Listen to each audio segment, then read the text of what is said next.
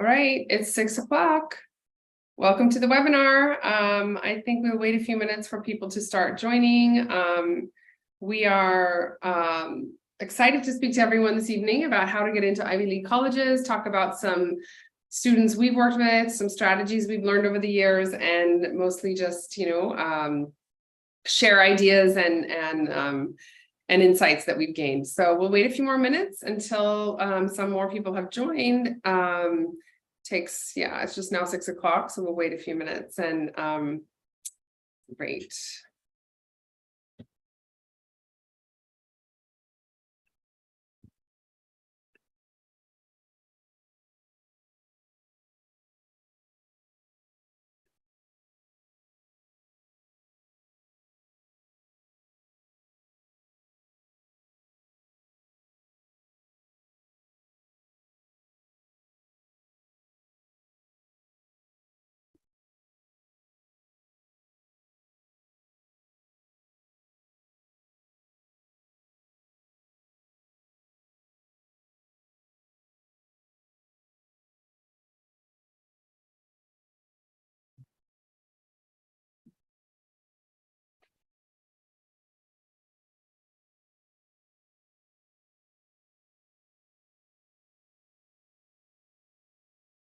Okay, it's 6:01. I think we have a little more time to wait for a few more participants to join. We have a lot of registrations, so waiting for all those to kind of trickle in. And before we get started talking about this exciting topic, I hope that we have a lot of a lot of diverse people on the webinar today.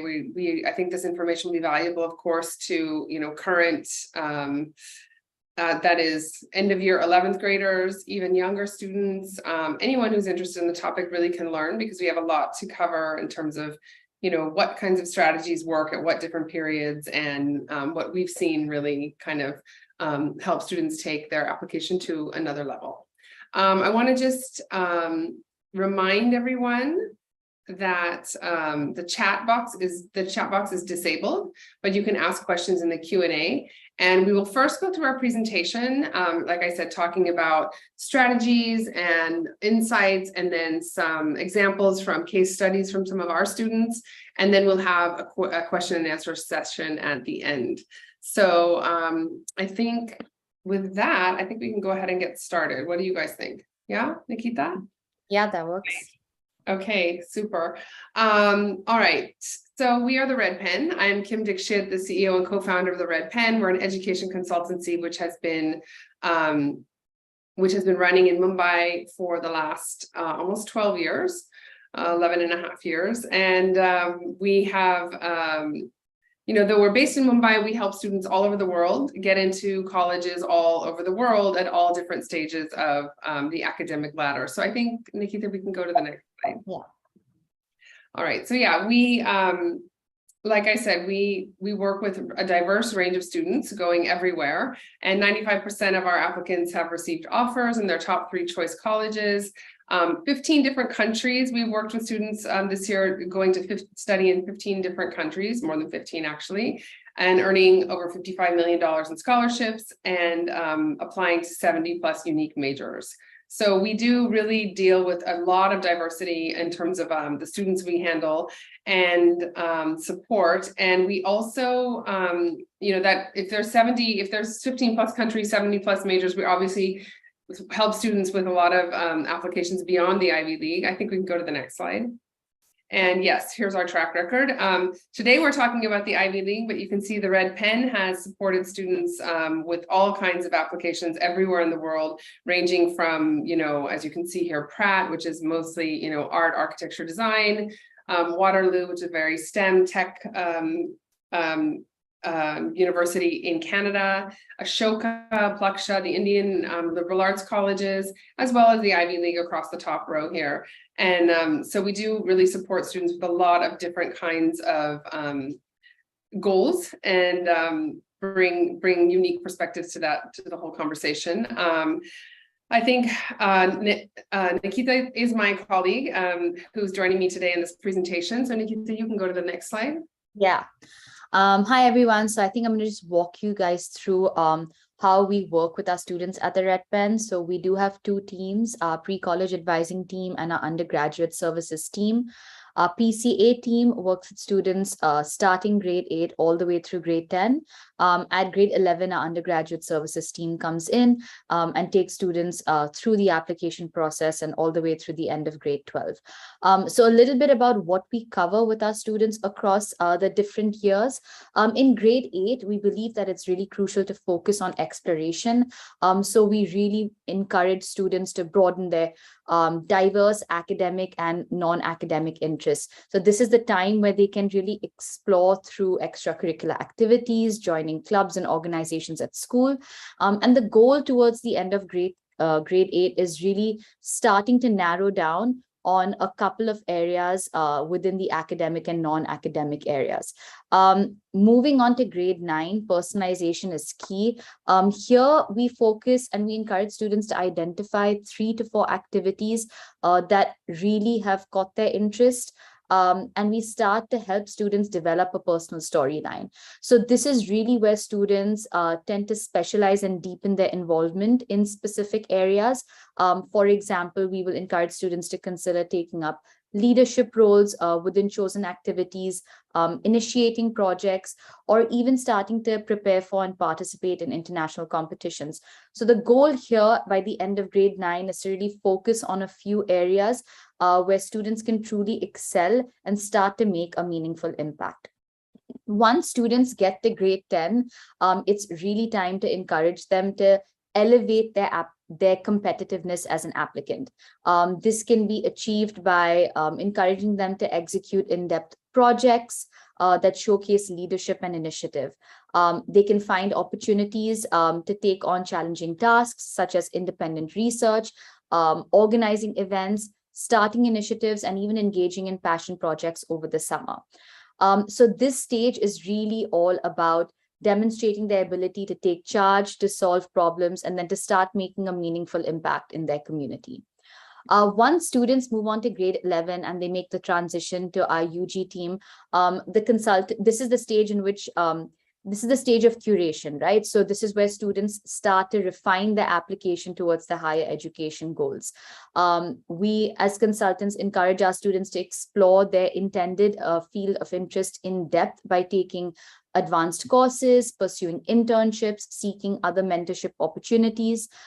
It's also the time where we encourage students to start building relationships with teachers and other professionals that can help guide them through this application process. So the goal here is to really craft a compelling narrative that showcases academic and personal growth.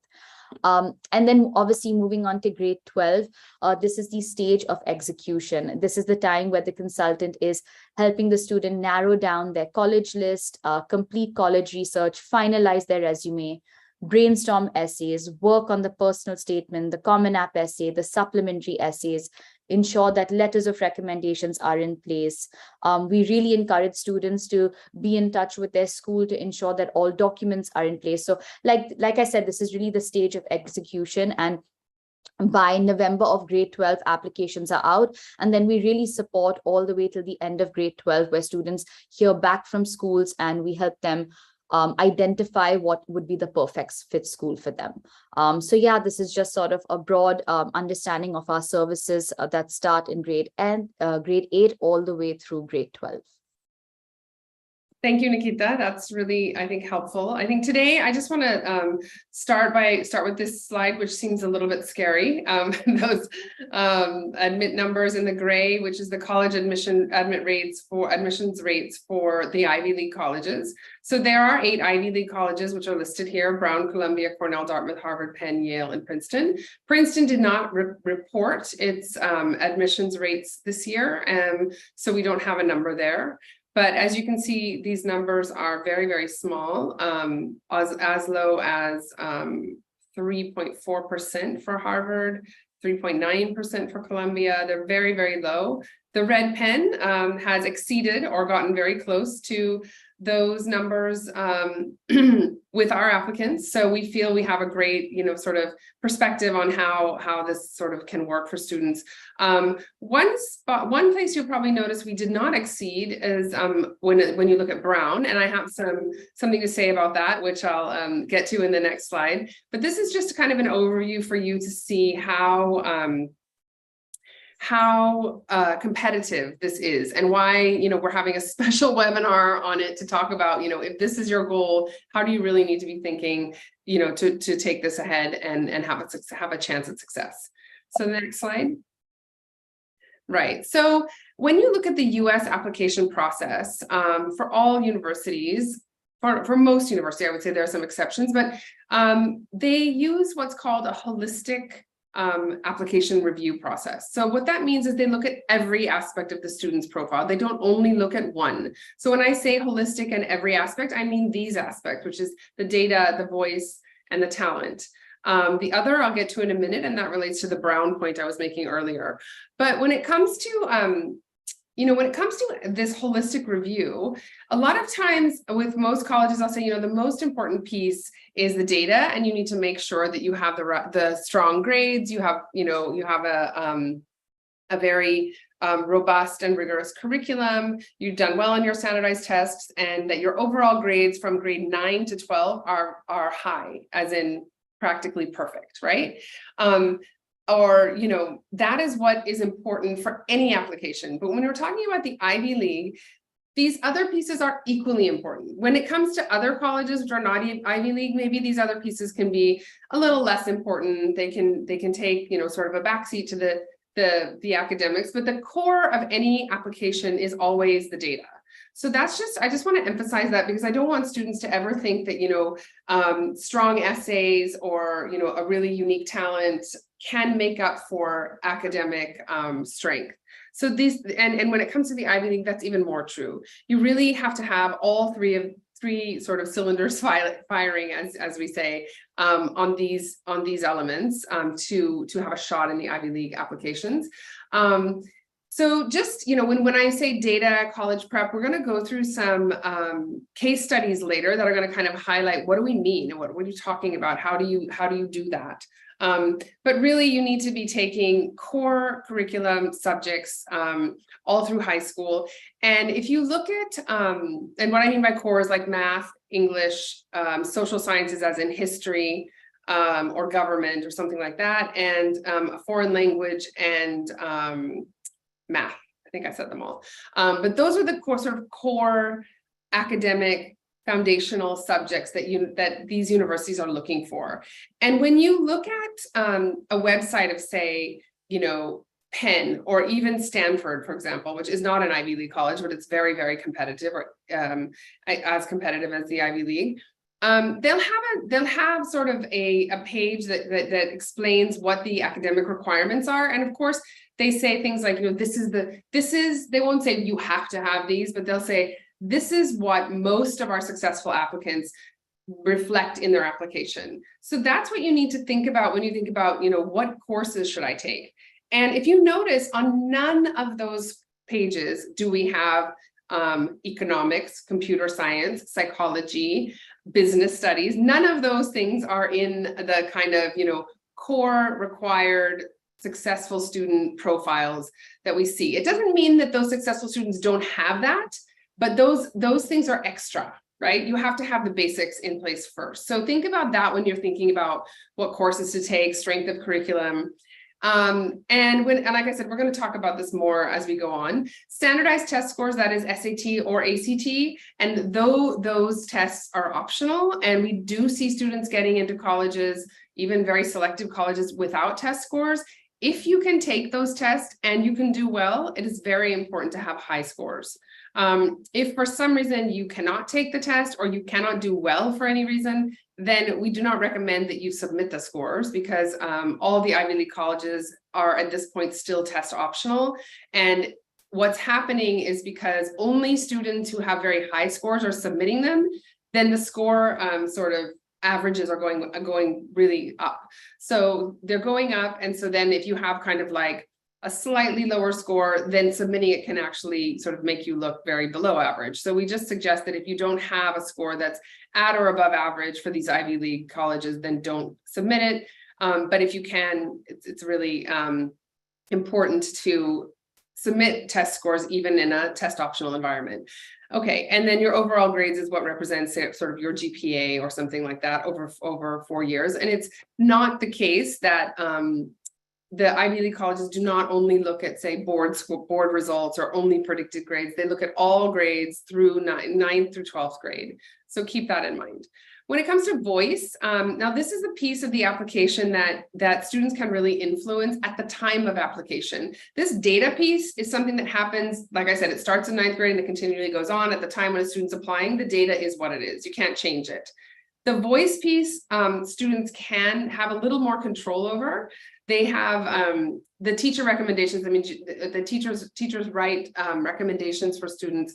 For US colleges, it's usually 2 teacher recommendations in academic subjects. So again, not a coach, not a music teacher, not a not sort of a club leader teacher, but a teacher who has taught you in a core academic subject is recommended here. And then when it comes to essays, students will have to write several essays, not only the Common App essay, which all the colleges look at, but also the college specific essays. And each of the Ivy League college has a different sort of array of essay questions they ask students to respond to. And it's really important to understand the colleges perfectly when writing those essays and presenting yourself to them through the questions that they ask. And those essays are very, very important.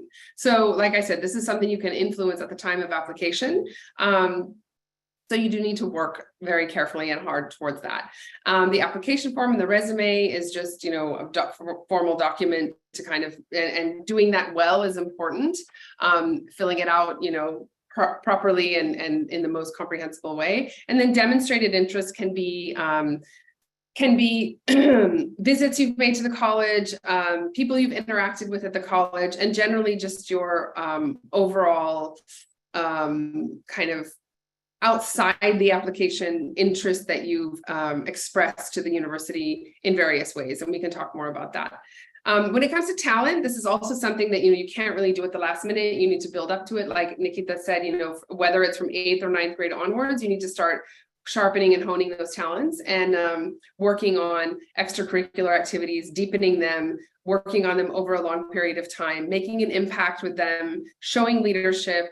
And then also this context piece, making sure other people know about all of this that you've done. So if you kind of walk into your counselor's office and say, hey, I am a super duper leader in my community and I've done all these things, and they've never heard this before, then that can raise red flags. So make sure that you're engaged with the people who are, other stakeholders in this process who can advocate for you. The counselor recommendation is the piece of the application that puts the student in a context of their school, that says this is a student who is, above and beyond. This is a student that's exceptional. In all my years as a counselor, I've only seen 2 students like this. They really need to advocate and promote your case as strongly as they possibly can. So that's a really important piece of the application process. And all colleges look at all these elements. They will look at all of them, but if your data isn't strong, you're not going to get very far in the process. So you need to only enter into this sort of Ivy League competitive application process if your data is already strong. And then all these other things can help you build a strong and competitive application. And then finally, there are these other things which are not in your control. If a student needs financial aid, that can come into the consideration of whether or not they will be offered a spot or they'll be admitted to a college. Legacy status. Do you have a family member, parent, brother, sister, grandparent who's attended the university and has some relationship with the university that will, help, put a little bit more weight into your application? And every college legacy policy is very different. So you need to look into that and how that affects you. But again, this is nothing that you can control. You either have this or you don't have it. Okay. And the third thing is institutional priorities. And that's where I want to come back to that Brown point. If you saw, Brown admitted very few students this year, but in India, which is where we work with the majority of our students, they did not really admit any students. They admitted like a very, very, very tiny number as compared with past years. But what we learned subsequently was they have an institutional priority to broaden their admitted international student class to make it more economically diverse. So they don't necessarily, in the past, maybe they would look at, students from urban areas, from professional or affluent families, and they were and in international schools. But now they're like, we have, because Brown has a new endowment and they have a new policy, a new need blind policy, they're kind of like, we want more diversity in our international pool. And so because of that, they kind of backed off of their admits this year. And so we saw that very few students were successful in the Brown process, but there was nothing that we could do or the students could do to know that and plan for that. And then demographics is similar in the sense that a college may just say, we want more students this year from one particular place. We want to try to recruit more students from African countries and fewer students from Asian countries or Latin America or whatever. And those are things that influence the application decisions, but that students have very little control over. All right, that was a long slide, but this is just to tell you that there are a lot of things that go into this. Okay, we can go to the next one, please. So like I said, that's the admission, that's the sort of application review process. All of those things are evaluated. But when they're being evaluated, what are the colleges looking for? So that's the next question we have here. So we kind of, based on research that, we did at the Red Pen and students we've seen who are successful, and also admissions people, admissions people we've interacted with, as well as research we've just done on various, from various sources across media and different places, we've kind of come up with these one-word descriptions of Ivy League colleges. And this is kind of to show you that they're not all the same. You do not have an equal, you as a particular individual with certain traits and characteristics do not have an equal chance of getting into all 8 Ivy League colleges, because each of them is kind of targeting, looking for, presenting themselves as something different, right? So in Princeton, they have a senior thesis that every student has to sort of, that every single student has to complete. It's a requirement for all Princeton students, and it's a very, very intellectual exercise. So Princeton, is looking for those students who can think about new ideas, create, do a research project and create new knowledge. So that visionary is what we came up with for Princeton. When it comes to Columbia, Columbia is very much known for its core curriculum, which is, sort of a classic common curriculum across all majors. No matter what your major is, you have to take the core curriculum if you're in Columbia College. Columbia Engineering is slightly different, but still they create a common intellectual platform for students to kind of cross to think in a cross-disciplinary way and to take those ideas and apply them to other places. So this is why we sort of think of Columbia as looking for, a student who's a thinker or producing a thinker kind of a student. Harvard, when we talk about Harvard, we think of leaders, we think of, people who have made an impact in their community, who are, thinking beyond the basics.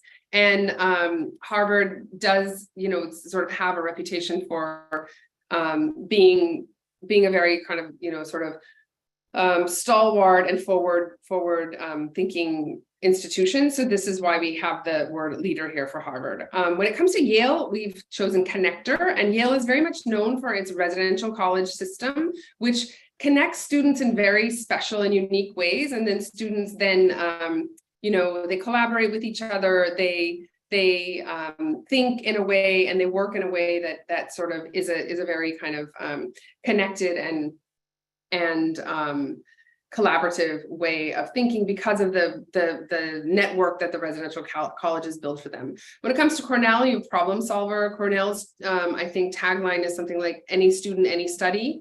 And Cornell is a very hands-on, environment, academic environment. And when it comes to Dartmouth, again, very remote campus with creating a tight-knit group of students who are working on projects together. There's not a lot to do outside of the Dartmouth sort of ecosystem, and so students are very much encouraged, and the college is really looking for students who can contribute in that way. Brown is known for its open curriculum. So Brown we think of as trailblazers, people who are willing to put unique and unconventional ideas together. I think Brown, one of the stories I heard about Brown, which was really interesting, was, computer science students who applied algorithms to ancient epic poems. So, those are the kinds of things we think about when we think Brown. And Penn, as one of its founders is Benjamin Franklin, who was sort of the father of, lots of innovation and ideas. Penn has a reputation for students who are what we call doers. That is, they have ideas and they take them out in the world and they get them done, and they work on things that make a difference. So that's why we think of Penn doers when we think of Penn. Okay, so that's my long explanation and description of colleges. And what's important here also to know is that, like Harvard says here, they want to know, have you taken full advantage of opportunities? So Harvard is really trying to understand, and it's not even just Harvard. I've actually heard this from a lot from Yale as well, that, you are a student in a particular environment. If you're in an environment that is very, very limited, have you done something super creative there? That's what we're kind of trying, that's what they're trying to kind of discover in your application. But if you're in an environment that's very, very, robust and rich, full of opportunities, which ones have you, have you just sat around and done nothing with those, or have you done everything with those? So looking at your context and the opportunities you've really taken advantage of and taken to another level is what these universities are looking for. And then the next quote I really like, it's not an Ivy League university, but still a very, very selective one. MIT, we do not admit test scores, we admit people. So when they're looking at this holistic, sort of this whole array of inputs from your application in a holistic way, they really don't care. I mean, obviously they care if you have great test scores, but it's not enough. So all these colleges love to say, we reject more perfect scores than we admit. So because they have, they have a limited number of seats, these colleges say that we have 3 times the number of students who could fill the seats, like who are qualified, who we want to admit, who we feel excited about. We have 3 times the number of students in that category than we have seats. So they're really trying to figure out, how can this all fit together when looking at applications. So when we say, for these highly selective colleges, you have to challenge yourself and you have to demonstrate that you've challenged yourself through various means. So what does that mean? Like I said, core academic subjects, academic elevation, that is, you've done the core academic subjects. What else have you done? What have you done beyond that? And then extracurricular activities, again, fall into that talent bucket. And how have you kind of created opportunities for yourself to stand out? So again, the next, the description here, some more description of that. So core subjects, like I said, math, history, English, lab sciences. Academic elevation can be APs, dual enrollment credit courses, Olympiads, research papers, summer programs. Those are all things that show that you can do more than just classroom academics, okay? And then the third one is extracurricular activities. So how do we kind of, what have you done in these extracurriculars and where have you taken them? So not just doing a lot of extracurriculars, but making them count. Next slide. So as you think of how to build your profile, like I said, integration, how does what you're doing, whether it's academic or extracurricular, how does it fit into your overall story? Have you done it for a long period of time? Is there continuity with what you've done? And what is the relevance to your community? What can I, as an admissions officer, see about what you've done that shows me, this person is thinking beyond themselves. They're thinking beyond, I was in a robotics competition and I won with my team. So what, right? What else can I understand about that student and their activity? And when we say fit into your overall story, I think this is very important to think about ahead of time. Like you have to think, I'm really good at math, but I really am interested also in biology or life sciences or earth sciences. So how can I find a way to do things that help me build a profile where those, the math and the earth sciences are bookending, what I'm doing, whether it's, whether it's, working in and whether it's doing some kind of social service work that, that helps the organization use data to improve quality of life or something, right? So then you're thinking about lifestyle factors in the environment. You're thinking about how, data around that. And so you're using math and an interest in science. So you just have to think about, how do the pieces fit together? Because the minute you have physics, basketball, and a poetry competition, kind of like, okay, what is the big story? That doesn't mean you have to drop basketball or even poetry. It just means that you really need just be thinking about the bigger picture and how it all fits together. Like, I know that we've had students who volunteered at NGOs and worked and also were very interested in studying literature. So how do you talk about volunteering at NGOs with victims of human trafficking, and then you want to be, so what's the commonality there? Well, in that case, the student ended up kind of talking about what draws them to both, or what they were able to kind of contribute to both, was a perspective on stories and the value of stories and what stories can do to help us see certain kinds of people or certain kinds of problems, right? So then that relates to literature, but you have to be able to think in that way that, goes beyond just a subject, an exam, or an activity and things. You have to think about that integration piece. That's very, very important when it comes to these colleges. Next slide. Okay, I'm going to hand it over to Nikita, who's going to talk now about case studies of our Ivy League admission students. Yeah. So let's first talk about one of our case studies of a student that was successfully admitted at Harvard. So first, what is Harvard's historical number of applications? I think, as you can see, starting 2020, we were at 40,200 applications, and ending at 2023, it's at around 57,000 applications. So the number of people applying to competitive schools has increased over the years. But the number of people that they're admitting is more or less stayed the same. So in 2023, the percentage of students that were accepted to Harvard was only 3.5%. And out of the 3.5%, a lot of the students that we obviously work with and that are here on the webinar are international students. That was only a fraction of the 3.5%, about, I would say, a 0.5 or 0.6% of international students that were accepted at Harvard. So I wanted to discuss in detail one of our students who was admitted to Harvard. So one of our successful applicants wanted to apply and major in government, right? So when the student came to us, something that we noticed was this innate love for learning with an extremely focused academic interest in government, right?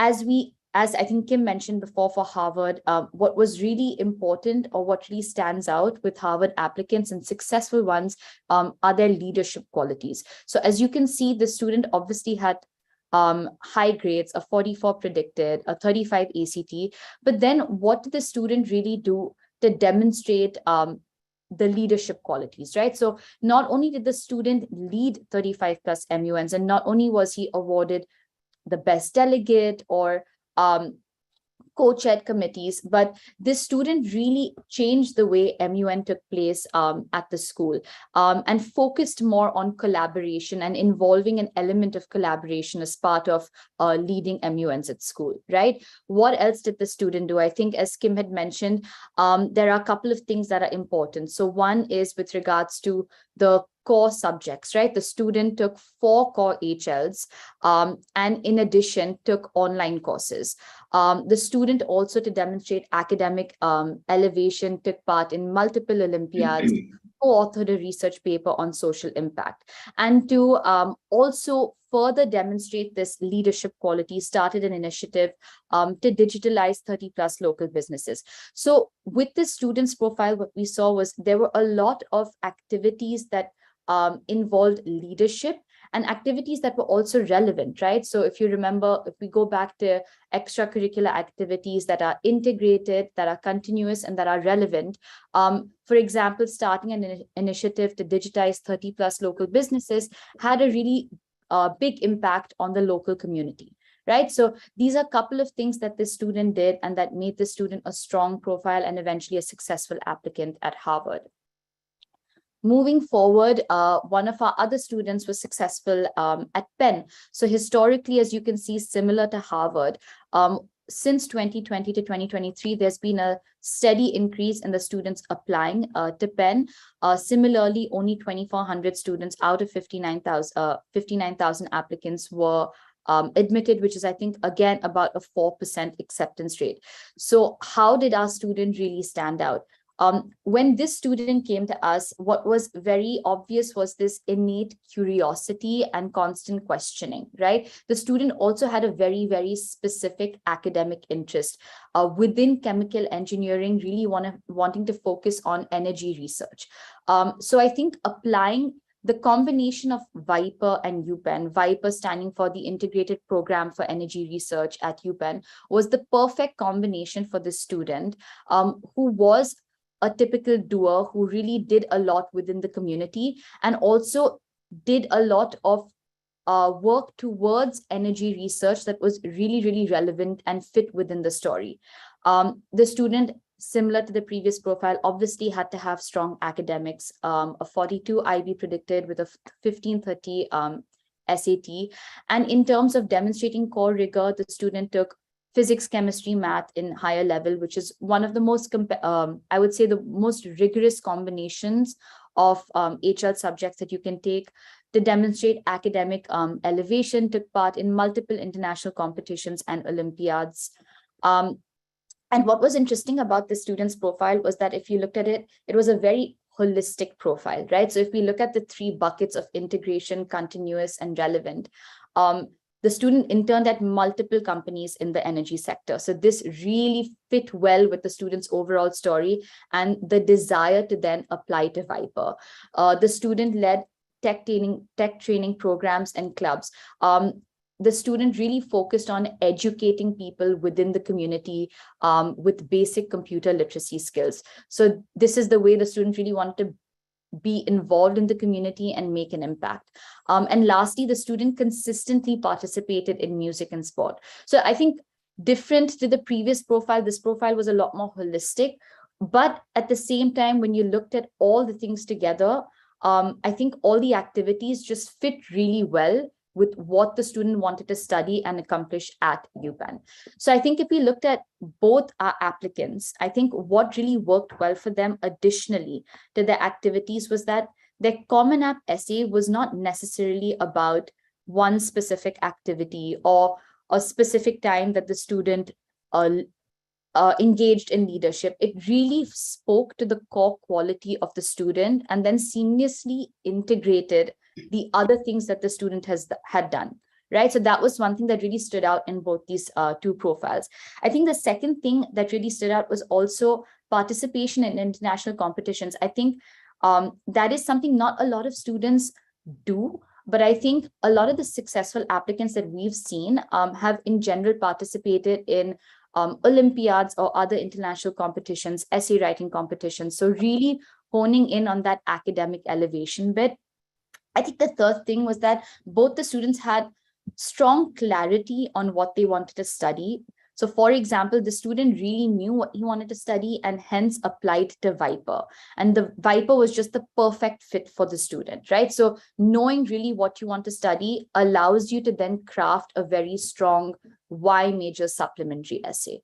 And then I think the last thing was everything within both these students' profiles just fit really well together. So when you look at that entire, and usually admissions officers don't look at one component over the other, they look at the entire 10-page Common App PDF, right? So the whole thing together, the academics, the subjects the student has taken, the extracurricular activities they've engaged in, the essays, all together need to tie in and I think tell a cohesive story. So I think these were the four things that really stood out in both the applicants. So Kim, I think I'll so leave it to you now if there's any other questions.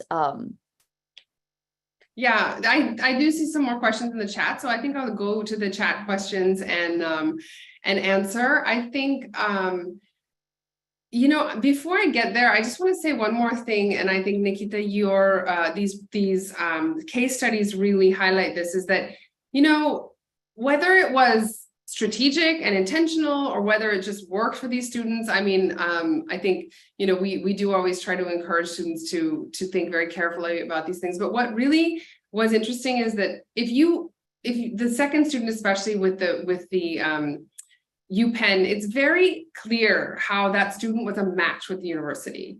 And that's really, really important. And, you know, I've seen students who are just amazing, but they can't quite get their head around what a university stands for or is trying to be, and then sort of align themselves with it, and maybe not align themselves, maybe say, this is not a right fit for me because I don't see myself there. So, but really understanding what universities are trying to be to their sort of student population is important in terms of success. Okay, there are lots of questions coming in now, so I'm gonna go straight to those. So first question is, do colleges notice if there's an academic incline? Let's say that their scores really skyrocket in 11th and 12th, but they had weak 9th and 10th. They do notice that 9th and 10th can be weaker. I don't think they can be totally weak. And definitely you want to see an upward trend if at all. I wouldn't say that I've seen many students successful in Ivy League colleges that have had, you know, sort of a trajectory from 0 to 10, but maybe from, you know, 8 to 10. Yes. So I think it's easier to kind of think of it that way. And you know, because the curriculum is different, and some students go from, say, a curriculum where they just didn't sort of suit their learning style and they weren't thriving, into an 11th and 12th curriculum that was much more suited to them as a learner. You know, that can happen, and that can also be sort of highlighted in the application by the counselor or by the student.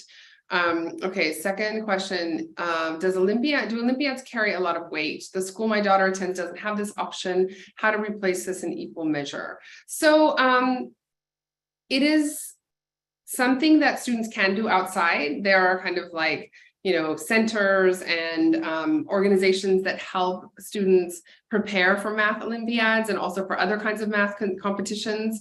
I'm saying math, but math is the most popular one, I would say.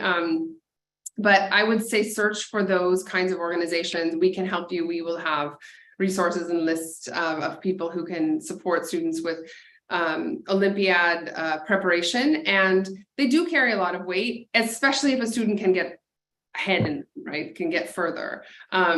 If it's oftentimes some schools that do offer, just so you don't feel bad, that do offer these Olympiads in school, it's like many years of just in-school Olympiads, and students never kind of get out of that. You have to kind of score in a certain zone to kind of move ahead in the Olympiad. So it might be better to go to a center that specializes in this rather than a school that just makes every student participate.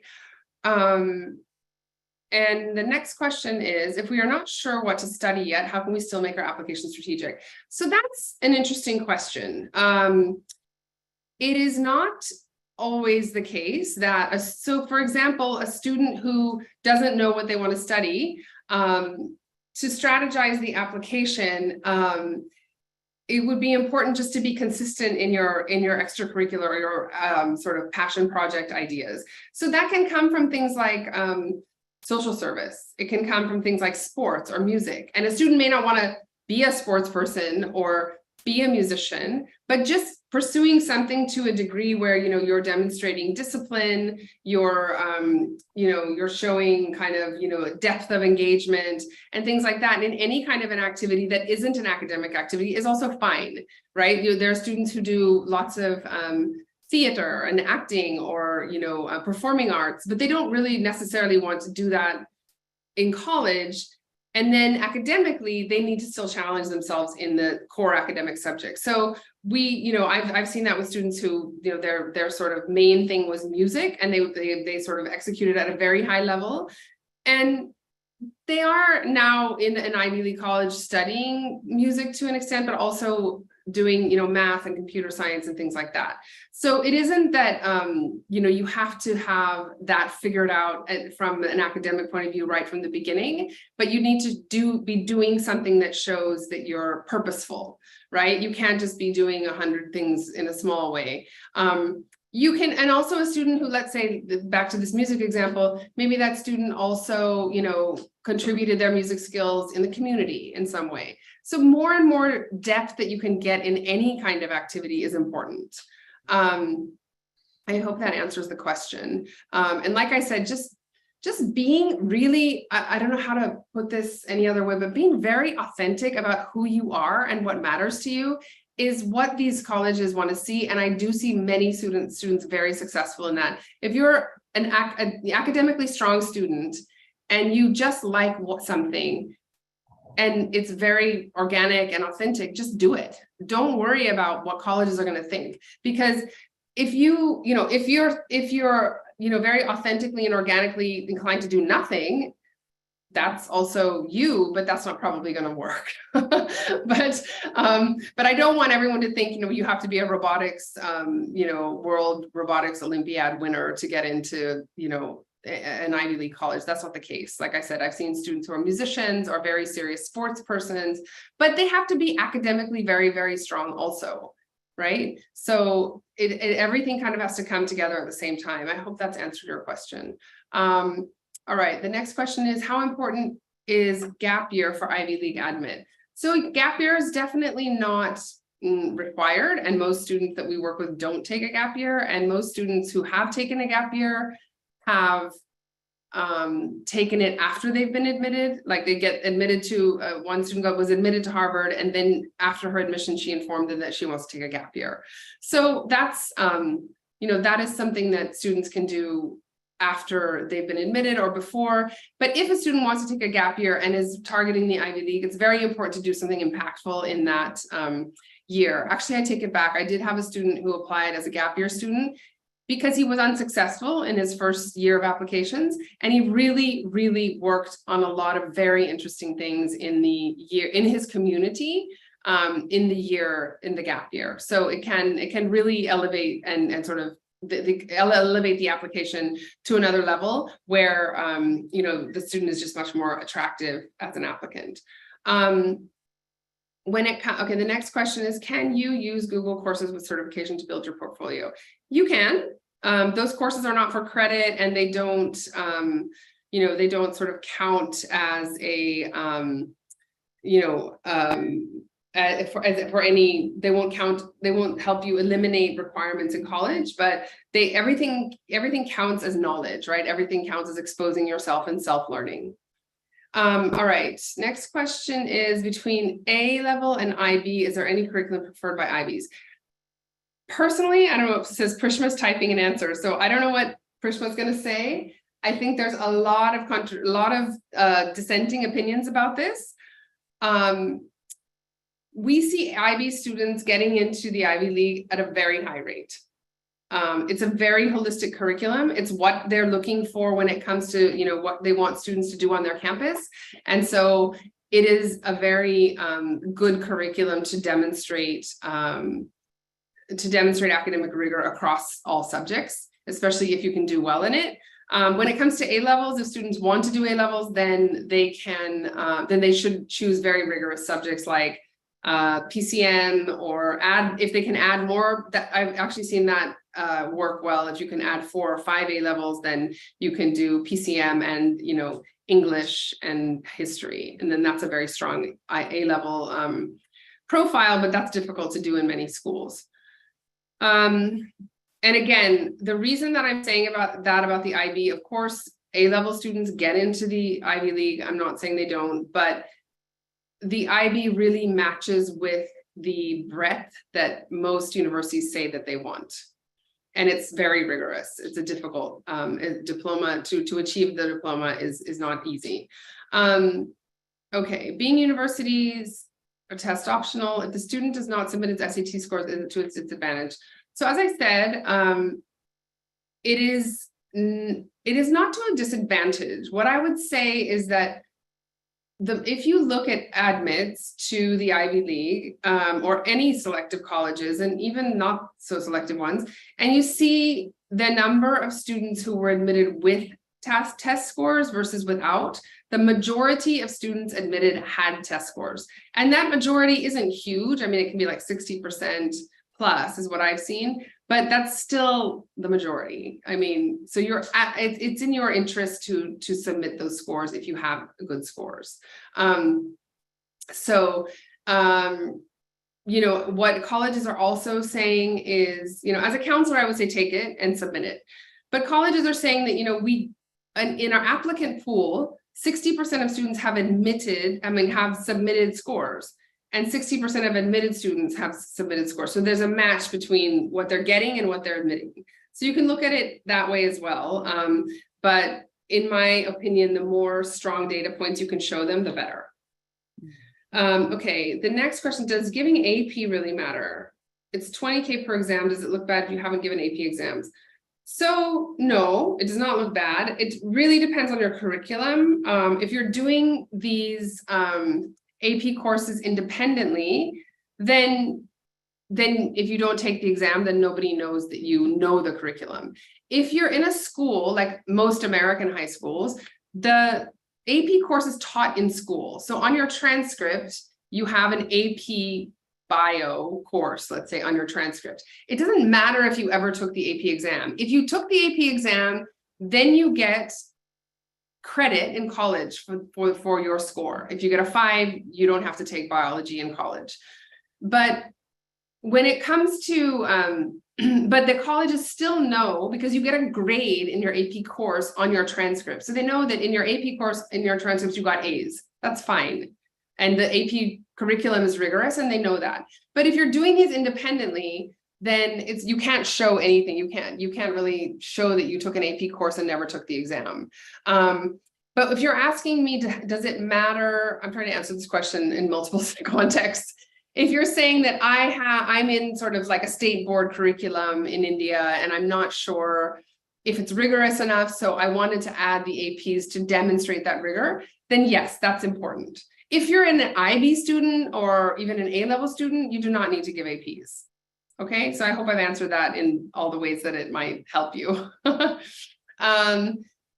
it dent my application if I do not speak a foreign language? Yes. If you speak a second language, so if you're from a place and you speak, for example, you know, Tamil, if you're from Chennai, then that's considered a second language, and that's okay. But if you don't speak a foreign language, like, you know, foreign to you, as in like Spanish or French, and you only speak English and nothing else, then colleges are looking for students with 4 years of foreign language. So that's an important criteria to try to achieve. It's not something I would eliminate. What we do see with A-levels is many A-level students do not take a foreign language in the last 2 years, and that's usually okay, because they've taken more foreign language through 10th, like they've taken board exams in 10th grade that show that, you know, they achieved in Spanish or whatever, and then they stopped taking it in the A-level. So that's okay. When it comes to something like, you know, a second language where you took, you know, Hindi and ICSE, that counts. It's okay. And then you just do commerce and no language, that's fine. But when you look at what successful applicants have on their application, usually there is some foreign language on there. Next. Oh, this is an interesting question. I love music and sports, and I'm learning machine learning. Can I do all 3? Of course, do them all. Great. And when it comes to machine learning, I would suggest that you think of a way to apply machine learning to one of these other things, sports or music. So, you know, as we know, machine learning is very common in both of those fields at the moment. So, you know, thinking about how these 3 interests of yours can be sort of put together in a way that's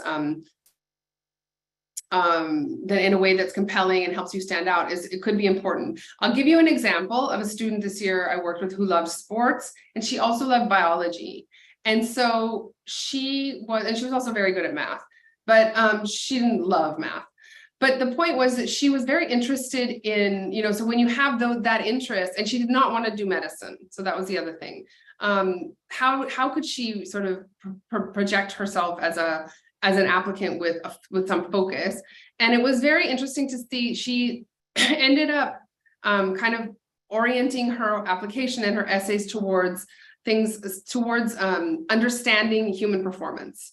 So if you're studying biology and you're really interested in sports and you can do the technical work, then you can kind of make a case for, wanting to understand, what is the potential of human, performance. And so that's kind of how she pitched her application, and it worked out well for her.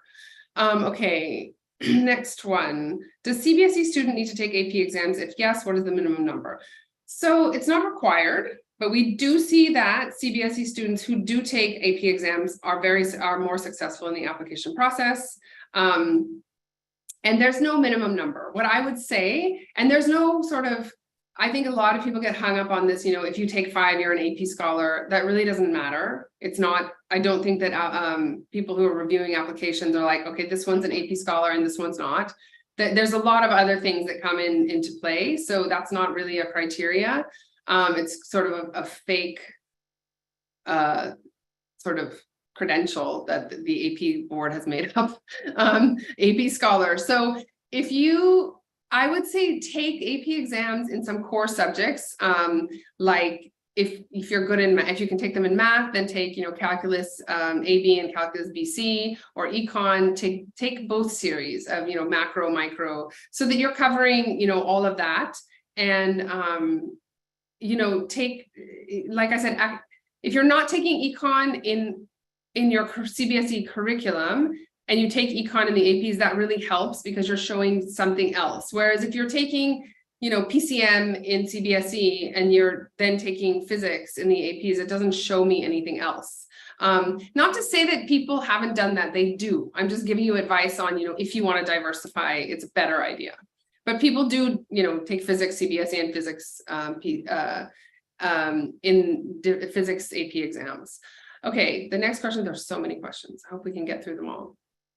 All right, 1 second. Okay. Next question is, does it really matter if a student has done 12th from IB or CBSE board? What if he switches from IB to CBSE in 11th? That's okay. All boards count. All boards are good. And again, like I said, we've seen, I think one year we had two admits to Harvard and one to MIT, and there were 3 different boards. One was state board with a lot of APs, one was ISC with some APs, and one was CBSE with no APs. But so you just have to, like I said, all these other things come into play, and the curriculum is just one of them. If I'm taking 2 of the core subjects, math and English, however, the rest are eco, business studies, etc., does that make my application look like less rigorous? So math and English, and then eco and business. The thing that stands out to me in this subject choice is you do not have any science. Selective colleges are looking for 4 years of lab science. So I assume you took lab sciences until 10th grade, which is good. But it's difficult to overcome no lab sciences in the 11th and 12th grade if you're targeting these highly selective colleges. And that's not to say that, you're going to need it or it's important, but everyone else has all the subjects. So for them to make the exception that, you didn't take those because you took eco and business studies is not, they're not going to do that, right? They're gonna have to look at the students who did all the subjects and then maybe did business studies outside or did an extracurricular project in business, or maybe took an econ AP or something. So I'm just kind of putting that out there that, I get students a lot who say, but I have this, but I did that. And it's like, I know that, but other people have done that and the rest. So it's important to remember that. I think one thing that could work in your favor is if your school doesn't allow any, you have to pick a stream, then make sure that's explained that, you were not allowed to take more, if you're not allowed to take a science in the 11th and 12th, then that can kind of work in your favor, but it is very difficult to overcome the absence of lab science across 4 years.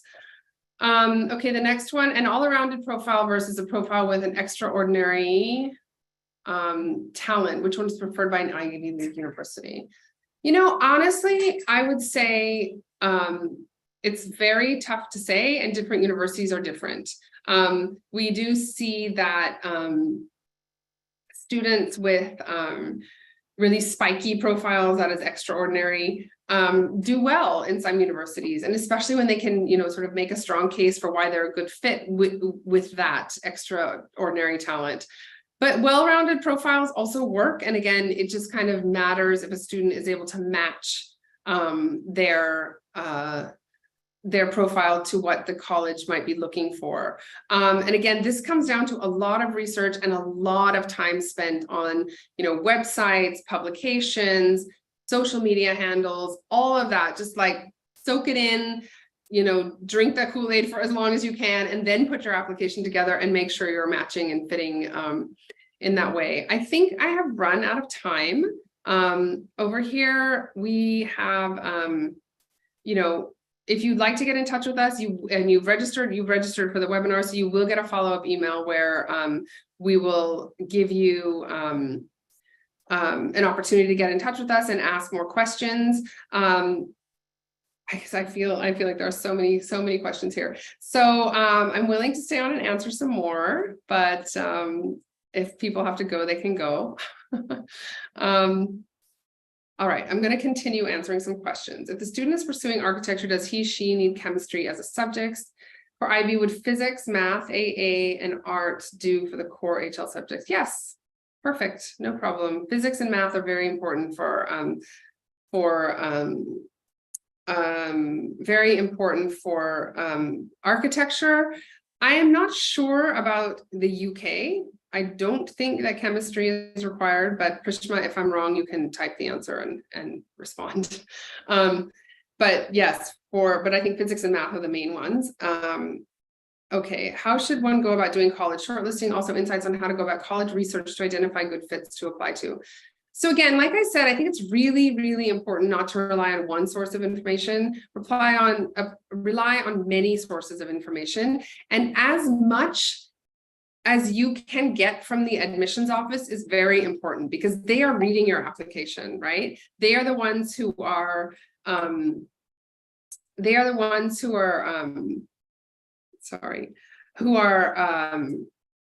reading your application, and they're putting this messaging out there. So for them to see a student who's sort of not repeating, but kind of like integrating it back to them is very rewarding for them, right?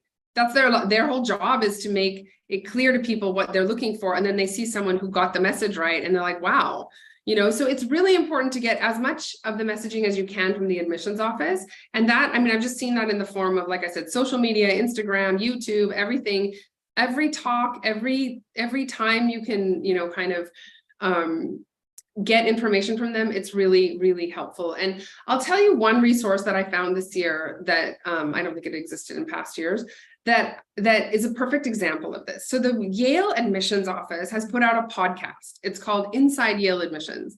And it is the people who work in the admissions office talking about their jobs. And if you can listen to that enough times, and honestly, there are some episodes I've listened to repeatedly. Like if I have a student who's working on something and I think, I heard that in the podcast, I'll listen to it again.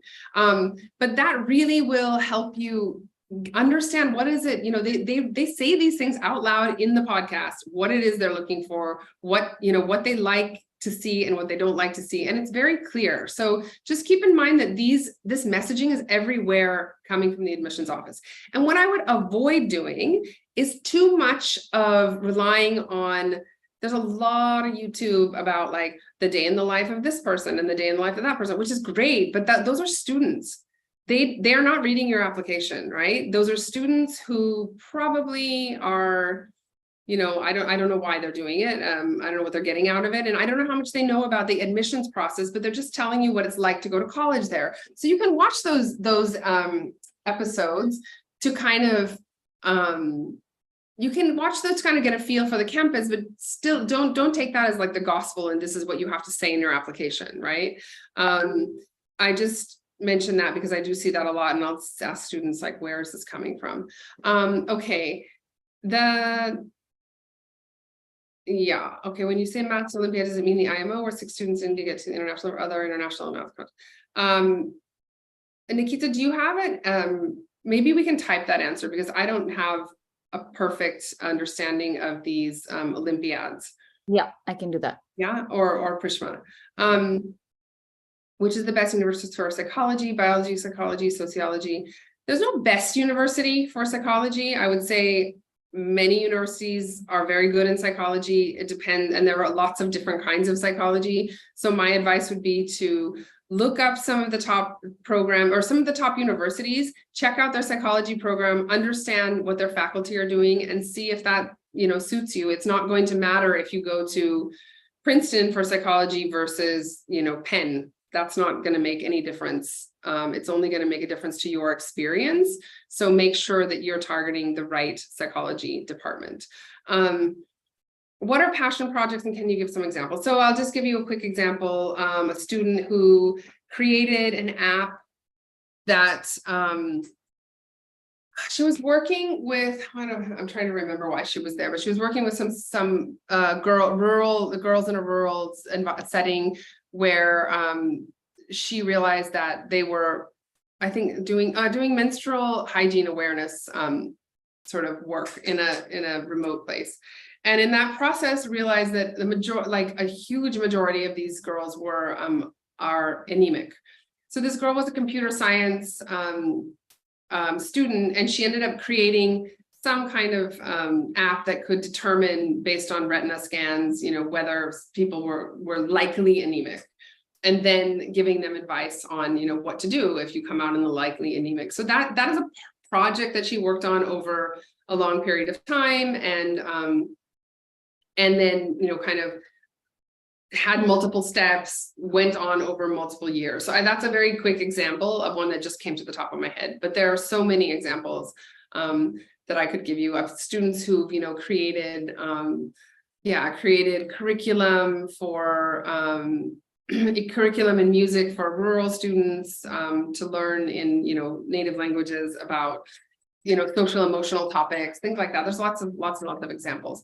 Okay, with everything being great, can SAT score be a deal breaker for admissions?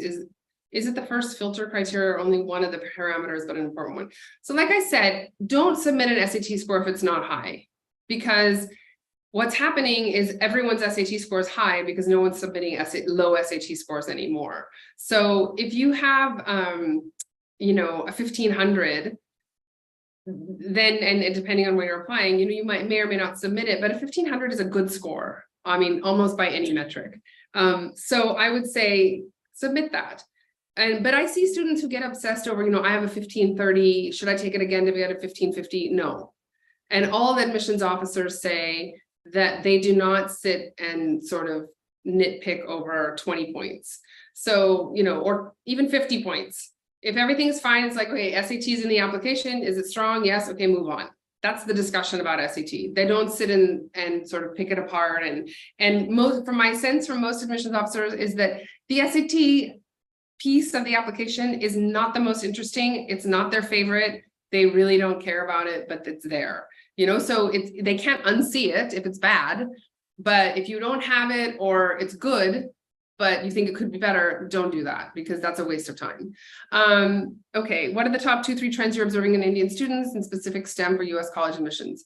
I think the trends, gosh, there's a lot, but one major trend, and I think this is so old, it's probably not even a trend anymore, is that we have a lot of psychology majors coming in. So a lot of students interested in psychology. We are doing a lot of research on our team to see which psychology programs are STEM designated in the US, so that students, you know, are targeting colleges where they can get a 3-year OPT. So that's an important criteria. And other trends I would say with STEM students is we see more students interested in environmental engineering and energy and sustainability and things like that. So I'd say those are the trends. Other than that, off the top of my head, I can't think of any, but if there are any, somebody can type the answer. What about Indian curriculum? No, they're not a disadvantage. No, a disadvantage for Indian curriculum. Top 10 in high school, but GPA is average. What are the chances of getting accepted? I think what's important in a case like this is that, your counselor has to give the context of what was firstly, I don't know how you calculated this GPA. If you're in a school that calculates a GPA and that's your GPA, then fine. Then I would expect if you're in the top 10, most people have a GPA around this. The school doesn't award high GPAs. But if you're if you're in a different curriculum and you've self-calculated this GPA, I would be a little careful, because I would not suggest doing that. Colleges always recalculate GPAs, even from schools that give GPAs. So they look at your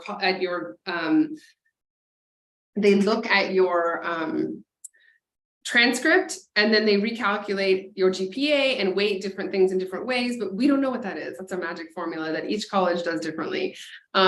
So just remember that if you've done your best, and that's clear from the context of your high school, then they will know that. And one of the ways, by the way, one of the interesting things I read from the transcript of that Harvard, the case about race discrimination in admissions, and Harvard went to trial. In the transcripts of that case, they talk about how they recalculate GPA. So it's quite interesting. Okay, is SAT or ACT? No, there's no preference between SAT and ACT. I just graduated to MYP. 5, when is a good time? ACT, SAT should be taken after the 10th grade, ideally in the first semester of your 11th grade, because if you go to the second semester of your 11th grade, you're quite busy and overextended. So trying to get that out of the way in the first semester of 10th grade. Doing it earlier than that is usually not advisable, because students need to have a certain kind of exposure to curriculum and maturity about test taking that just seems to work around that sweet spot of the first semester of the 11th grade, with preparation starting after 10th. Can we get into IVs at 20 for UG? Do you mean 20 years old? If you mean 20 years old, yes, you can. We see a lot of students who do things like military service and other, if you're in Singapore or other countries where this required, then they are 20 by the time they go. So yes. What kind of profile can fetch a scholarship? I think Nikita is answering that question. How important are research papers, writing for undergrad admissions? That's a good question, because I would like to say not important, but then lots of students are doing them. I don't think that if you have something better to do with your profile and different things to put on your application that are interesting and compelling, that you should worry that you haven't done a research project. That's not how you should think of it. If you're sitting there going, you know what, I love this academic idea or this research topic, and I really want to do it, then do it. But don't do a research project because you think it's needed for admissions. It's not needed for admissions, but you have to do something else, right? Okay. And students who do A-levels are at a disadvantage when applying. So I don't think they're at a disadvantage, but like I said, if I see an A-level student who's done Spanish, business, and math, that's not super strong when it comes to an Ivy League colleges would not. So it depends on you, on what A-level subjects you're taking and how many. Oh gosh, so many questions are coming in. Okay, I think I'm going to have to limit my answering now that we've gone, I think, almost 15 minutes over. But I really do appreciate everybody sort of coming on this webinar and taking the time to learn more from us about Ivy League admissions, and hopefully we've been able to shed light on, some of the things that matter and some of the things which don't matter as much, but people think they matter a lot. So it's not one single thing that you have to or must do. It's not a checklist. It's not sort of, we see that everybody who does this always gets in, or everybody who does this never gets in. That's not how it works. So you really need to think about this in a holistic way, because that's how the colleges are looking at it.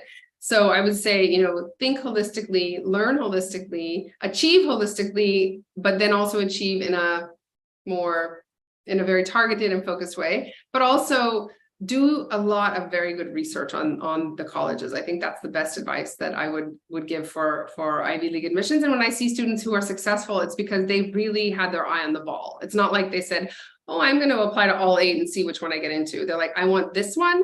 And if not this one, then that one. And that's about it. That's about, you have to really, keep focused on that. So Nikita, do you have anything to add? I feel like I've been talking and talking for the last 20 minutes. No, nothing else. I think, Kim, what you said right at the end is really important, that, like you said, not every student is going to fit every single Ivy League profile. So I think knowing what you want and really trying to build your profile towards, I think, what a college values. And I always say, research the vision, the mission statement of the school. If a school really values collaboration, then engage in projects with a lot of other people and collaborate with others. So I think it's really important to know what a school wants in their students and then show them how you're the right fit. Great. Yes. Thank you. Great final words. And thank you everyone for joining us. And if you didn't get your questions answered, please get in touch with us on the, I think there'll be an email sent to you and you can get in touch through there. Thank you so much and have a great evening.